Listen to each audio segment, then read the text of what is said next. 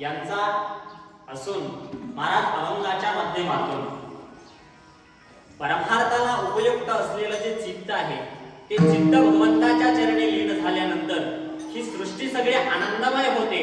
अशा प्रकारचे भगवत भक्तीला म्हणजे भगवत भक्तीचा जीवनामध्ये स्वीकार झाल्यानंतर भगवत भक्ती जीवनामध्ये संचरित झाल्यानंतर जी येणारी जी अनुभूती आहे ती अनुभूती महाराज अभंगातून प्रतिपादित करतात.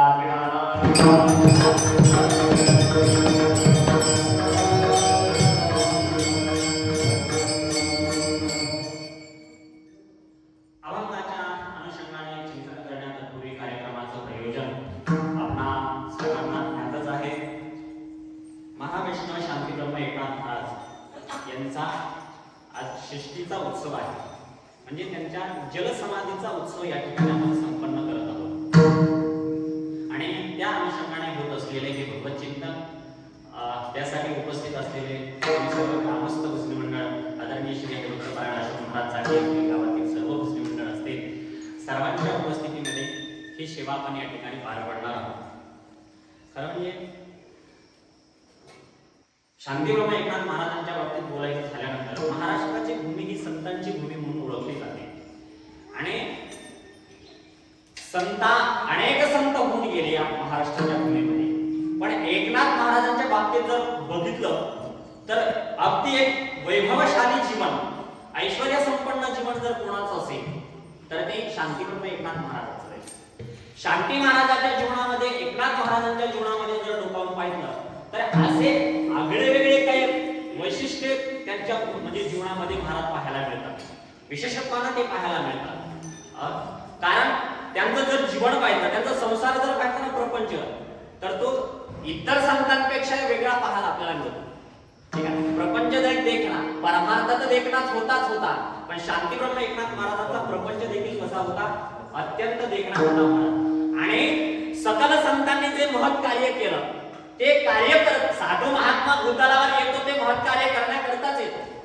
जगाला सत्पंथाला लावणं हा साधू महात्म्याच्या जन्माचा उद्देश असतो.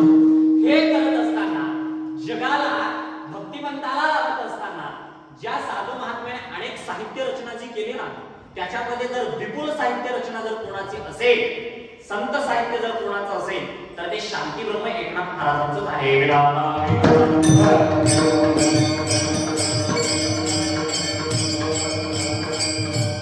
शांती ब्रह्म एकनाथ महाराजांच्या बाबतीत जर पाहायला गेलं तर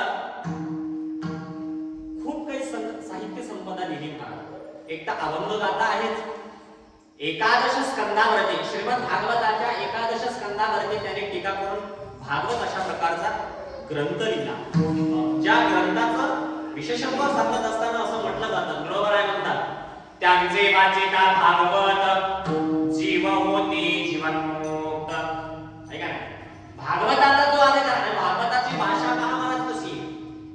सकल संतांमध्ये आपण संत साहित्याची जर प्रस्थानत्रयी पाहिली तर त्याच्यामध्ये भागवत येतो. ऐका नाही, भागवताचा जर विचार केला तर भागवताची जी रचना आहे ना त्याच्यामध्ये जी भाषा आहे ती इतकी प्रसादिक आहे, बस लगेच भागवतातल्या ओळी एवढ्या महाराज मनाला भिडतात. ठीक आहे, ज्ञान म्हणजे त्यांच्या साहित्याचं वर्णन करायचं म्हणजे इतर साहित्याला दोष द्यायचा अशातला भाग नाही. पण शांती ब्रह्म एकनाथ महाराजांची जी रचना आहे ती अत्यंत प्रसादिक अशा प्रकारची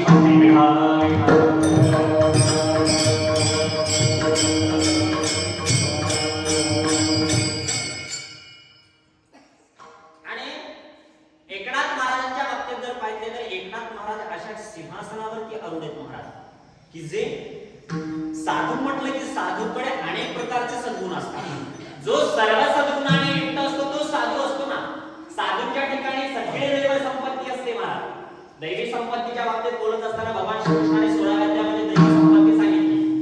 अभयं सर्व संशुद्धि ज्ञानयोग व्यवस्थिती दानं तपश्च यज्ञश्च स्वाध्यायस्तपार्यमः अहिंसा सत्यम क्रोधस्त्याग शान्तिरपैशुणं दया भूतेषु लोलुपं मार्गवं ह्रीरचापलम्.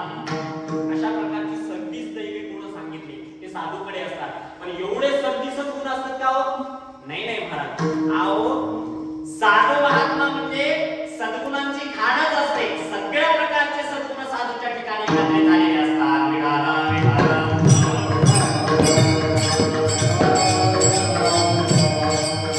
आणि शांती ब्रह्म एकनाथ महाराजांच्या बाबतीत बोलायचं झालं तर एक विशेषत्वाने त्यांच्याकडे गुण पाहायला मिळतो, तो म्हणजे शांती.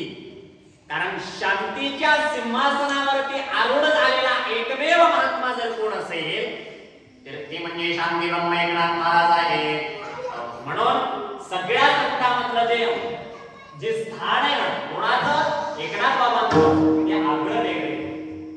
निळोबाऱ्यांनी तर त्यांचं वर्णन करत असताना असं म्हटलं की सगळ्या संतांमध्ये एक आगळं वेगळं स्थान कोणाचं आहे तर ते एकनाथ महाराजांचं आहे. एक राजसिंहासनावर बसलेला जसा राजा असतो ना, तो जसा अग्रगण्य असतो तसा संत मानते आहे मध्ये एकनाथ बाबा म्हणजे अग्रगण्य साधू महात्मा आहे.